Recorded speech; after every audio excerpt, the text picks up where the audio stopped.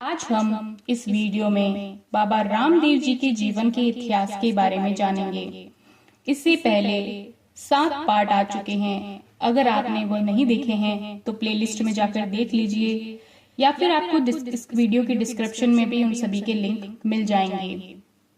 पिछले वीडियो में हमने जाना कि किस प्रकार बाबा रामदेव जी ने रामदेव सरोवर का निर्माण कराया और उनकी दोनों बहनों का विवाह हुआ। आज हम बाबा रामदेव जी के विवाह के बारे में जानेंगे।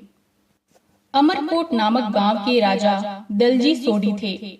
उस राजा को एक कन्या जो जन्म से ही पंगुली और अंधी थी, उसका नाम नेतलदे था।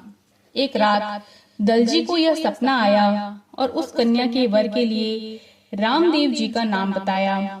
तब उन्होंने पंडित जी को पोकरणगढ़ के लिए रुपया और नारियल देकर भेजा और राजा अजमल जी ने उस रिश्ते को स्वीकार कर लिया। बाबा रामदेव जी का विवाह होने का निश्चय हुआ। तब विवाह में बुलाने के लिए सुगनाबाई और लाछाबाई को लेने के लिए भेजा गया। लाछाबाई तो बुलाने पर आ गई, लेकिन सुगनाबाई नहीं आई। तब माता मैनादे ने रामदेव जी को कहा कि तेरी बहन सुगनाबाई बहुत दिनों से नहीं आई है, अब तेरा विवाह भी है, जाकर बहन सुगनाबाई को लेकर आ जा। तब रामदेव जी ने रत्ना नामक रायके को कुकुपत्री देकर कि पुंगलगढ़ जाकर बाई सुगना को लेकर आ जा और रास्ते में कोई कष्ट पड़े तो मुझे याद करना, मैं तेरे साथ हूँ। इस प्रकार रत्ना को रवाना किया।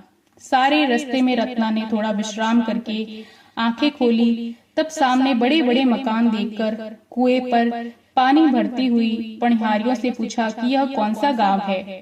तब उन्होंने कहा कि यह पुंगलगढ़ है। तब रत्ना ने उनके परिवार एवं भाइयों को रामदेव जी के विवाह की कुकुपत्री दी। तब उन्होंने रामदेव जी की हंसी उड़ाते हुए कहा कि तंबूरी में भक्त तुअर वंशी रामदेव जी का विवाह है। विवाह में 7 दिन हैं और अब बुलाने भेजा है, ढोंगी है ढोंगी करता है, तंबूरा बजाता रहता है। तब रत्ना ने कहा कि आप रामदेव जी को अपशब्द नहीं बोलो और मेरे साथ सुगना को भेज दो। तब उन्होंने कहा कि सुगना नहीं जाएगी और रत्ना को पकड़कर एक कोठरी के अंदर बंद कर दिया। तब उसने रामदेव जी को याद किया, लेकिन सुगनाबाई को लेने के लिए रायके को भेजा, वह वापस नहीं लौटा, बल्कि वहां से ऐसे समाचार सुनने को मिले कि रामदेव जी ने अपनी सशस्त्र देव सेना लेकर पुंगलगढ़ पर चढ़ाई कर दी और रामदेव जी व विरमदेव जी पुंगलगढ़ पहुंचकर अपनी माया से पुंगलगढ़ को जला दिया। गढ़ को जलते हुए देखकर सभी पड़िहार बाबा रामदेव जी के चरणों में गिरकर क्षमा मांगी। फिर रामदेव जी ने माया को समेटकर पड़िहारियों को भविष्य में फिर कभी ऐसा व्यवहार न करने के लिए बाधित कर दिया। बाबा रामदेव जी के सामने सभी पड़िहारों ने सर झुका लिया। पड़िहारों को पराजित कर रत्ना को कोठरी से निकालकर बाई सुगना को उसके साथ करके खुद अंतर्ध्यान हो गए। सुगनाबाई को देखकर परिवार में सभी के चेहरे पर मुस्कुराहट आ गई। सुगना ने पोकरण आकर सबको सारी बातें बताई। तब माता कहने लगी कि रामदेव तो कहीं गया ही नहीं था। सभी परिवारजन प्रसन्न होकर विवाह की तैयारियों में जुट गए। सुगना के पहुंचने पर सभी नेक 4 पूरे होने के बाद शुभ मुहूर्त में बाबा रामदेव जी हाथी पर, भाई विरमदेव जी ऊंट पर, राजा अजमल जी स्वर्ण रथ पर तथा सभी बाराती इच्छा अनुसार सजे हुए हाथी, घोड़े, ऊंट और रथों में सवार होकर बारात अमरकोट के लिए रवाना हुई। रास्ते के हर नगर व गांव के लोगों द्वारा बड़े ही हर्षोल्लास के साथ में बारात का स्वागत किया जा रहा था। लोग रामदेव जी पर फूलों की वर्षा करके अपने आप को धन्य मान रहे थे। राजा अजमल जी प्रसन्न होकर मोहरे लुटाते हुए चल रहे थे और स्वागत करते हुए लोगों का आभार व्यक्त करते चले जा रहे थे। बारात जब अमरकोट के पास पहुंचने की सूचना पाते ही सोढ़ा राजा गाजे बाजे और 21 तोपों के साथ बारात का स्वागत बड़ी ही धूमधाम से किया।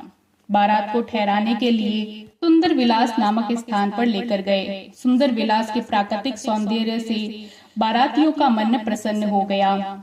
सायंकाल में बारात सज धज कर राजभवन की ओर रवाना हुई। पूरा नगर दुल्हन की तरह सजा हुआ और नगर के हर मोड़ पर बारात का स्वागत हो रहा था। औरतें मधुर स्वरों में मंगल गीत गा रही थी और पुष्प वर्षा कर रही थी। बारात तोरण द्वार पर पहुंची।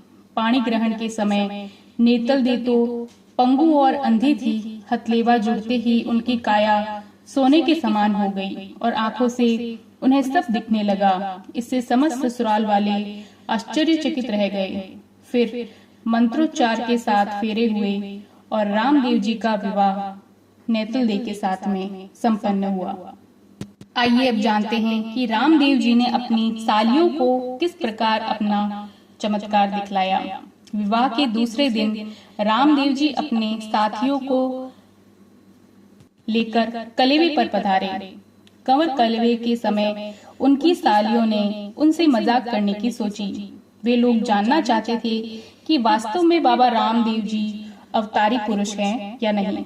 इसीलिए उन्होंने एक थाली में मरी हुई बिल्ली ढक कर रख दी। जैसे ही रामदेव जी उनके साथी कलेवा करने बैठे, वैसे ही रामदेव जी को मरी हुई बिल्ली नजर आ गई। तब जैसे ही रामदेव जी ने कपड़ा उठाया और चुटकी बजाई, चुटकी की आवाज सुनते ही वह बिल्ली उठकर भाग गई और पूरे शहर में हजारों की संख्या में बिल्लियां नजर आने लगी। ऐसा दृश्य देखकर सभी लोग घबरा गए। इस पर सब लोगों ने बाबा रामदेव जी से क्षमा याचना की। तब बाबा रामदेव जी ने अपनी माया समेट ली और सभी बिल्लियां जो है वो लुप्त हो गई। फिर सभी लोग रामदेव जी की जय जयकार करने लगे। इसके बाद बारात की विदाई हुई। नेतल दे को दहेज में हाथी, घोड़े, ऊंट, नौकर, चाकर, आभूषण देकर बारात को विदा किया गया। बारात अमरकोट से विदा होकर दूसरे दिन सायंकाल में कश्मीर लौट आई और गांव के एक बगीची में बने देवालय में आकर रुक गई और बधाई लेने के लिए जमाई को घर भिजवा दिया। इसके आगे की कथा हम अगले पार्ट में जानेंगे।